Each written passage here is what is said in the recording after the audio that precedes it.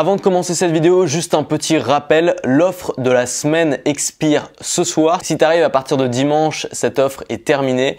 Mais si on est encore samedi, tu peux en profiter maintenant en cliquant ici. Je sais pas si tu as remarqué, mais si comme moi, tu es quelqu'un qui a tendance à être passionné par les choses, qui a tendance à être très enthousiaste quand il découvre un nouveau monde, quand il découvre des nouvelles opportunités, quand il découvre que tout ce qu'il avait appris jusque-là, c'était du bullshit et qu'il y avait des choses qui fonctionnaient mieux. Quand ça t'arrive, tu as cette tendance qui est humaine à vouloir tout faire en même temps, à vouloir tout appliquer, tout changer en même temps. Et le problème, c'est que à vouloir tout faire, on se retrouve à faire rien du tout. Et moi, c'est ce qui m'est arrivé ces dernières semaines et je voulais t'en parler dans cette revue, c'est fait pour ça. C'est que j'ai eu beaucoup de mal à créer du contenu, j'ai eu beaucoup de mal à faire des vidéos ces dernières semaines parce que j'étais obsédé par plusieurs choses en même temps. Et notamment par la nutrition. C'est-à-dire que là, c'est le début du mois de janvier. C'est un moment où on n'est pas forcément au top physiquement, c'est un moment où on est fatigué, c'est le moment où les jours sont les plus courts. Bref, moi, j'étais pas au top et je me suis dit, ok, c'est qu'il y a un problème dans ma bouffe, c'est que je bouffe mal, c'est qu'il faudrait que je mange mieux. Et donc, j'ai commencé à m'intéresser aux travaux de plusieurs personnes sur Internet. J'ai découvert Thierry Cadasnovas, je t'en ai parlé. J'ai découvert des bouquins qui sont passionnants sur ce sujet. J'ai fait des expériences sur moi. J'ai testé le jeûne pendant 24 heures, pendant 36 heures même. C'était assez intéressant aussi. J'ai testé le jeûne intermittent pendant une semaine, en mangeant que le soir.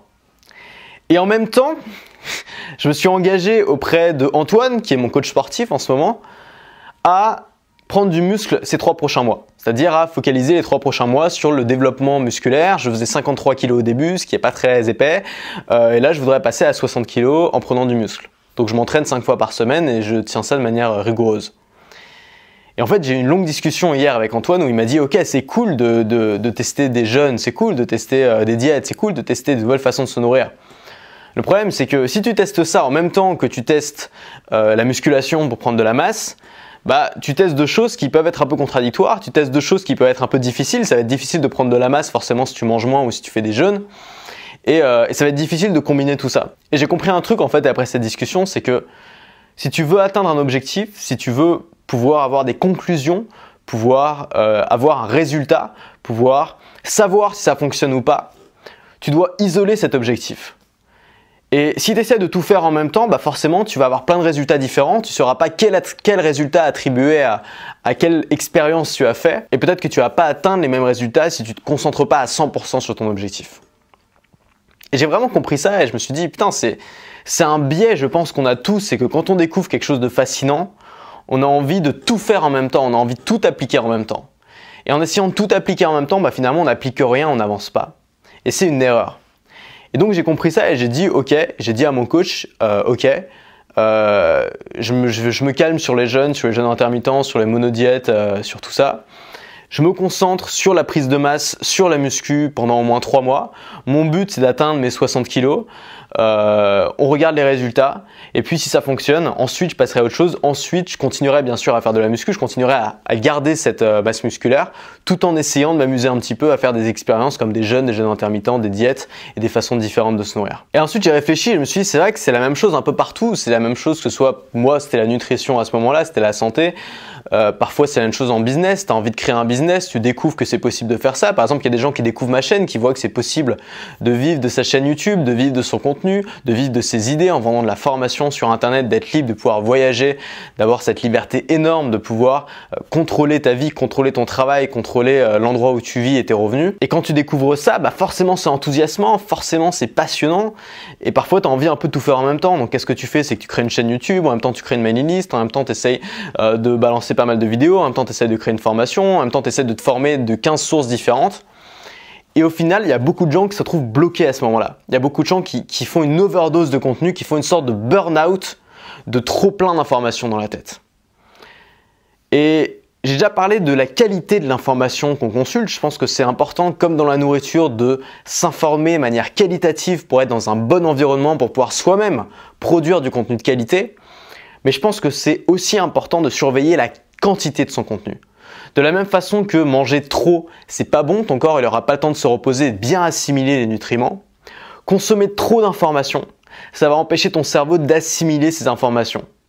Et je pense que c'est beaucoup plus utile au lieu d'essayer de faire rentrer dans un entonnoir de pensée toutes les informations qui arrivent à droite à gauche, de les faire de manière linéaire les unes à la suite des autres. C'est-à-dire de tester information A la première fois, de peut-être passer 2-3 mois à tester ça. Ensuite, tester l'information B pendant 2-3 mois. Ensuite, tester l'information C pendant 2-3 mois. Et le fait de procéder de cette façon, ça te permet non seulement d'isoler les informations qui fonctionnent, d'isoler ce qui marche le mieux, d'isoler les résultats, puisque tu n'as pas tout mélangé, mais ça permet aussi d'avoir des résultats. Puisque parfois, quand tu fais tout en même temps, il y a des choses qui se contrarient, il y a des choses qui ne vont pas fonctionner ensemble, il y a des choses qui ne vont pas matcher. Alors que si tu fais les choses une par une, ça va fonctionner. Ce que j'essaie de dire, c'est que si tu veux en même temps changer ton mode de vie, avoir un lifestyle sain, se mettre à bien manger, à perdre du poids, à prendre du muscle, je pense que c'est contre-productif de vouloir tout faire en même temps. Je pense que c'est contre-productif du jour au lendemain de changer radicalement son régime alimentaire, de se mettre à faire radicalement plus de sport et de se mettre à manger radicalement moins pour perdre du poids par exemple. Je pense que, et on a discuté un peu avec le coach, je pense que la meilleure solution c'est par exemple de commencer par améliorer son régime alimentaire sans forcément changer radicalement, l'améliorer. Ensuite, commencer à se mettre au sport, commencer à se mettre à la musculation. Puis ensuite, adapter son régime alimentaire à la musculation. En fait, être sans arrêt dans une stratégie d'optimisation où tu vas optimiser au fur et à mesure la donnée A et la donnée B jusqu'à arriver au top dans tous les niveaux. Mais si tu essaies d'augmenter tous les leviers en même temps, tu vas forcément bloquer quelque part, ça ne va pas fonctionner. Donc j'ai décidé de me focaliser ces 3 prochains mois sur la prise de muscle, sur la prise de masse, donc de continuer à manger beaucoup, de repousser les expériences de jeûne intermittent à après ma prise de masse et améliorer, optimiser petit à petit mon régime alimentaire tout en conservant cet objectif premier de prise de masse musculaire. Alors après ces 2 semaines un petit peu chaotiques pour moi de début janvier, je me suis posé la question, et si ça concernait tout le monde? Et si ça s'appliquait pas forcément à moi? Cette envie de début janvier de se mettre à la nutrition, de se mettre au sport, de comprendre tout ça, d'avancer là-dessus. Et ce que j'ai fait, c'est que je suis allé sur Google Trends, donc c'est l'outil de Google qui permet de savoir les tendances de recherche. Et j'ai commencé par taper un mot-clé, c'est régime, pour regarder à quel moment de l'année les gens tapaient le plus ce mot-clé dans Google, donc à quel moment de l'année ça les intéressait le plus. Et ce que je voyais, c'est qu'il y avait une chute de ce mot-clé en décembre, il y avait une énorme augmentation de ce mot-clé à chaque fois les 2 premières semaines de janvier. Alors évidemment, il y a des explications, il y a bien sûr les bonnes résolutions qu'on se donne au Nouvel An, il y a bien sûr les fêtes de Noël où on se relâche un peu justement souvent sur l'alimentation et on se remet dans l'alimentation en janvier. Mais à mon avis, ça fait pas tout, c'est-à-dire que tout le monde ne prend pas des bonnes résolutions au Nouvel An, tout le monde se dit pas tiens je vais mettre à la salle de sport au Nouvel An, et puis tout le monde ne fait pas non plus des orgies royales pendant tout le mois de décembre. Tu vois, moi par exemple, j'ai pas spécialement mal mangé au mois de décembre. Donc je me suis dit ça peut pas être que ça. Et donc j'ai cherché d'autres mots. J'ai tapé nutrition dans Google Trends. Voilà ce que ça a donné. Je pense que le graphique est assez parlant. Tous les gros pics correspondent aux 2 premières semaines du mois de janvier. Ensuite, je suis allé encore plus loin. J'ai tapé graines de chia. Voilà ce que ça a donné. Assez exceptionnel. J'ai tapé muesli. Voilà ce que ça a donné. Et je me suis rendu compte que dès que je tapais un mot qui était lié à l'alimentation, à la nutrition, à la bonne santé, on tombait sur une augmentation énorme de la recherche de ce mot en début janvier. Et je me suis dit, ok, peut-être que c'est pas seulement lié aux bonnes résolutions et au relâchement au moment des fêtes de Noël, peut-être que c'est lié quand même à des facteurs qui nous touchent tous, par exemple la météo, par exemple le soleil. Et il s'avère que les 2 premières semaines du mois de janvier, c'est juste après le solstice d'hiver et donc c'est le moment où il y a le moins de lumière, il y a la moins de durée d'ensoleillement dans la journée. Et donc je me suis dit que ça devait sûrement être lié à ça aussi. C'est-à-dire que si on était davantage mal début janvier au point de s'informer à ce point sur la nutrition et sur le fait de bien manger, c'était peut-être lié au fait qu'il n'y a pas beaucoup de soleil, on ne profite pas assez de la lumière du jour et donc on est plus fatigué, on est en moins bonne santé et donc on s'intéresse davantage à des facteurs qui peuvent améliorer notre santé comme bien sûr la nutrition. Il y a aussi plusieurs études qui montrent que le jour le plus déprimant de l'année se situe autour du 15 janvier pour ces mêmes raisons. Donc je trouvais ça intéressant de suivre un peu les tendances de recherche des gens et de s'apercevoir qu'on n'était pas tout seul dans son délire un peu nutritionnel. Donc d'ailleurs, si tu as un business sur la nutrition, à mon avis, Naturalia fait le plus gros de son chiffre d'affaires en janvier grâce à ça. C'est bon à savoir. Une dernière chose dont je voulais te parler, c'était de l'importance de se faire accompagner. Comme tu le sais, puisque je t'en ai parlé, hier j'ai fait une vidéo avec lui, j'ai pris un coach sportif qui est Antoine. En fait, on a fait un deal, c'est-à-dire que lui, il me fait des programmes de musculation, il me coach, et moi, je lui donne des conseils en marketing pour lancer notamment sa première formation qui va bientôt arriver.